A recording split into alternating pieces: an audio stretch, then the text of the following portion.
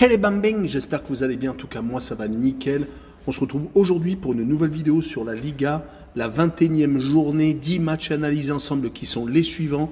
Cadix contre Gijón, Almeria contre le Betis de Séville, Séville, le FC bien entendu contre Majorque, Valence contre l'Athletic Bilbao, Retafe contre le Rayo Vallecano, le Celta Vigo contre l'Atlético de Madrid, Valladolid contre Osasuna, Villarreal contre le FC Barcelone, peut-être le plus beau match de cette journée, l'Espagnol de Barcelone contre la Real Sociedad et enfin le Real de Madrid contre Elche, dernier du classement. Mais avant, n'hésitez pas à venir nous rejoindre sur le site VIP et les réseaux sociaux. Tout est à l'écran et en description. Telegram, Instagram et Twitter où je donne une code safe et une code fun tous les jours.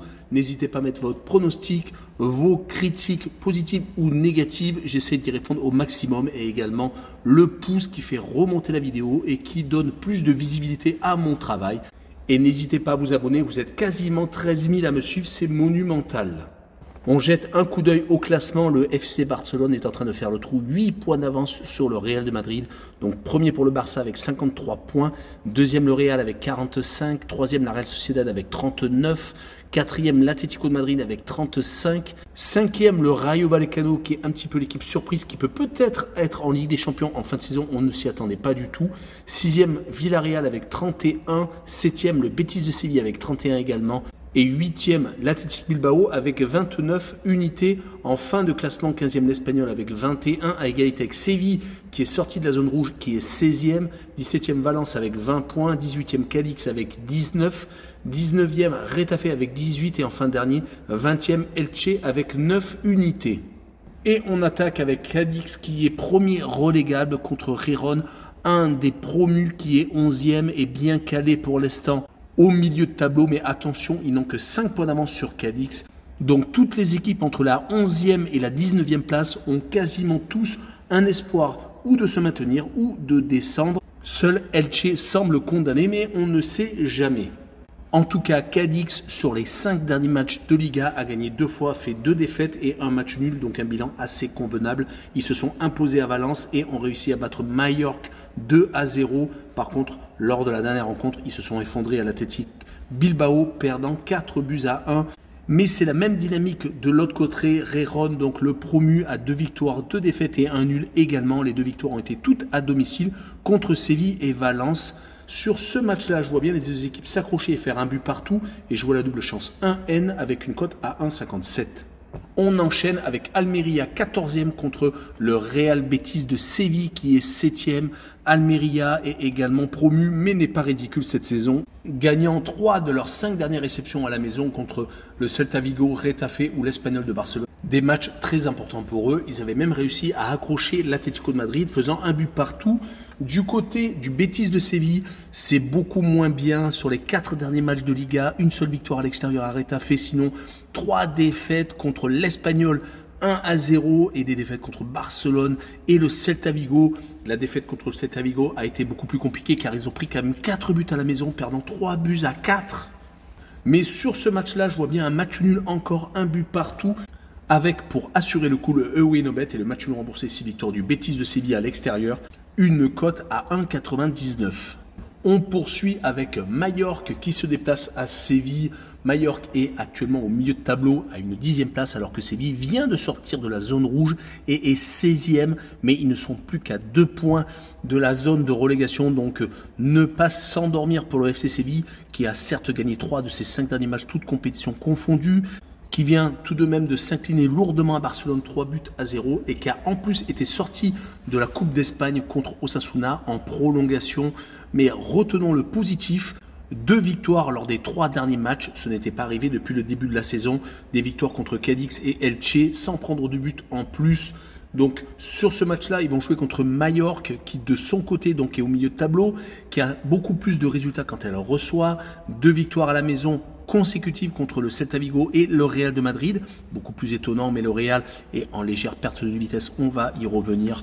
Donc à l'extérieur, c'est beaucoup plus compliqué. Leurs 3 derniers déplacements, toutes compétitions confondues, se sont terminés par 3 défaites et à chaque fois sans marquer de but. Sur ce match-là, je vois bien Séville s'imposer 2-0 et je vois le moins de 2,5 buts sur le match, une cote à 1,44.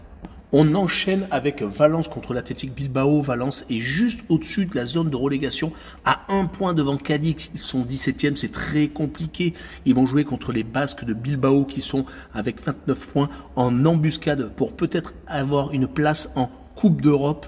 Revenant aux coéquipiers de Cavani qui ne s'en sortent plus, qui depuis leur élimination de Coupe du Roi contre l'Athletic Bilbao viennent d'encaisser 4 défaites consécutives, donc une en Coupe du Roi et 3 en championnat, à chaque fois à l'extérieur, à Valladolid et à Gijón, 2 promus, et au Real de Madrid, mais là c'était beaucoup plus prévisible.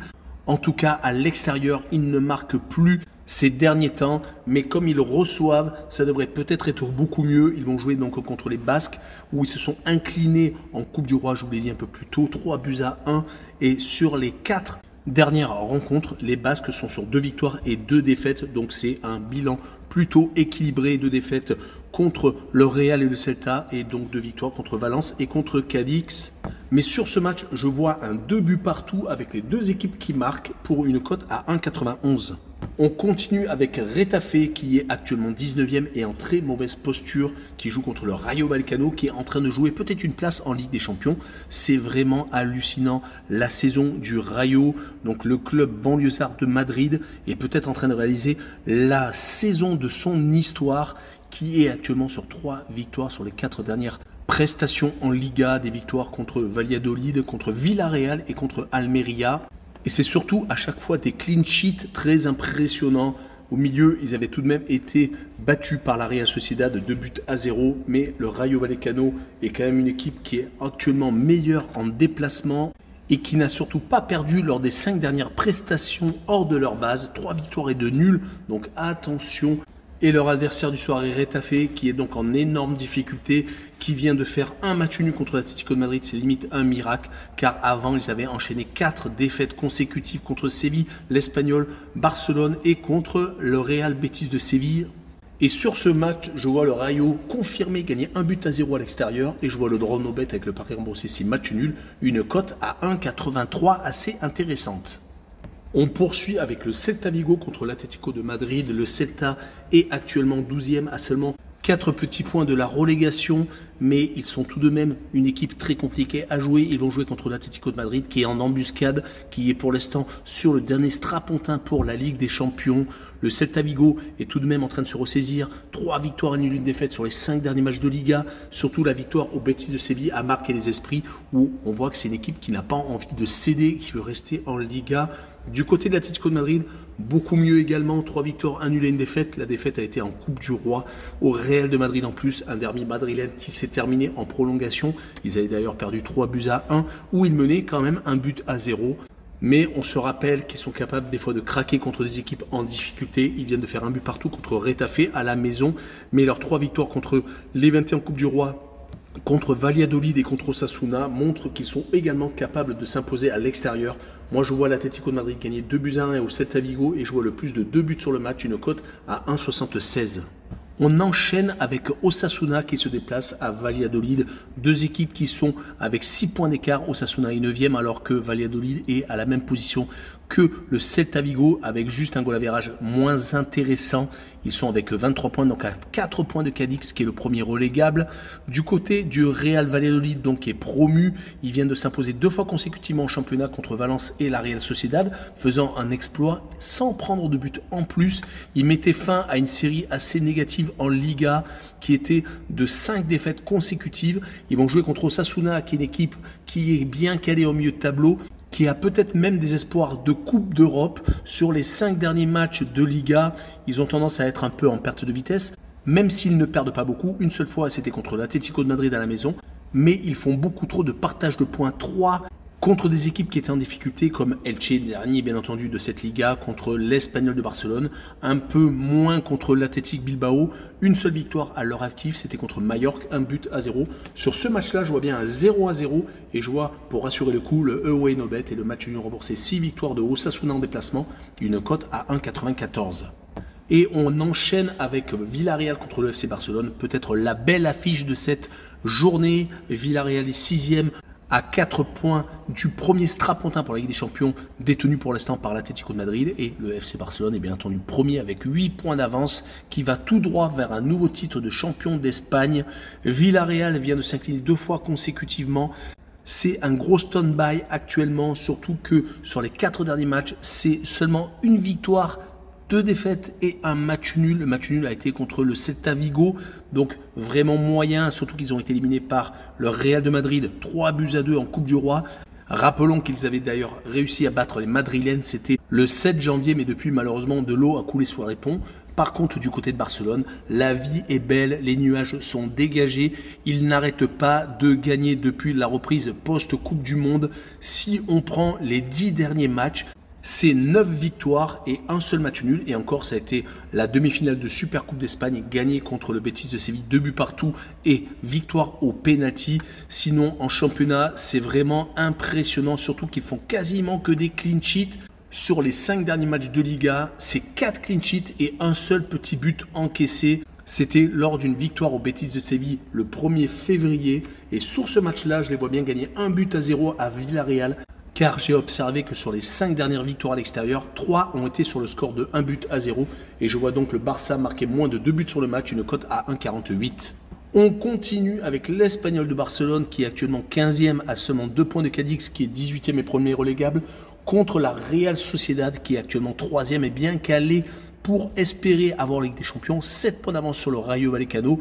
Donc ils sont vraiment très bien partis, mais leur saison est assez incroyable, même si depuis 3 matchs c'est un peu plus compliqué. Une élimination en Coupe du Roi au Barça, 1-0 seulement, un 0-0 contre le Real de Madrid et une défaite un peu surprise contre Valladolid à la maison sans marquer de but, 1-0 seulement. Ils avaient réussi à enchaîner depuis la reprise de très bons résultats quand on prend leurs 5 derniers matchs de Liga, à part cette défaite et ce match nul au Real. C'était 3 victoires contre Almeria, l'Athletic Bilbao et le Rayo Vallecano. Et à chaque fois, c'était en marquant au moins 2 buts. Donc pas de panique pour la Real Sociedad. Par contre, ils vont jouer contre une équipe de l'Espagnol de Barcelone qui n'est pas ridicule non plus, qui a un bilan assez convenable et qui n'a perdu qu'une seule fois sur les 5 derniers matchs, c'était à Almeria. Ils ont ensuite fait 2 victoires, dont une contre le Betis de Séville et 2 matchs nuls contre Gijón et contre Osasuna.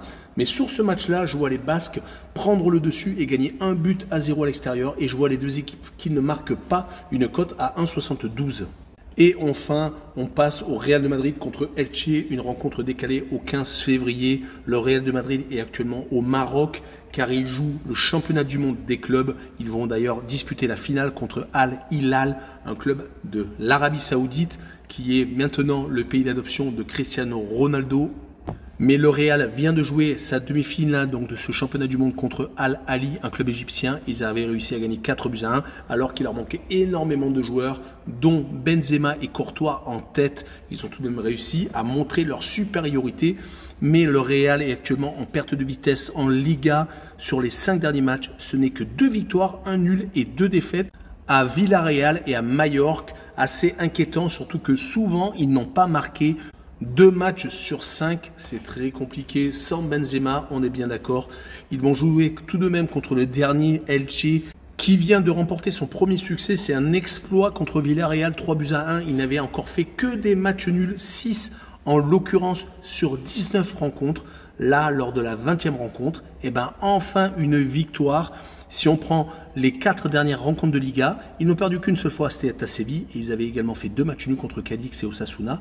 Donc ils sont peut-être sur la voie du redressement, mais je les vois quand même perdre au Real 2-0 et je vois le moins de 3,5 buts, peut-être à cause de la fatigue des Madrilènes, avec une cote à 1,63. Voilà, on en a fini, n'hésitez pas à venir nous rejoindre. Ciao les bambins!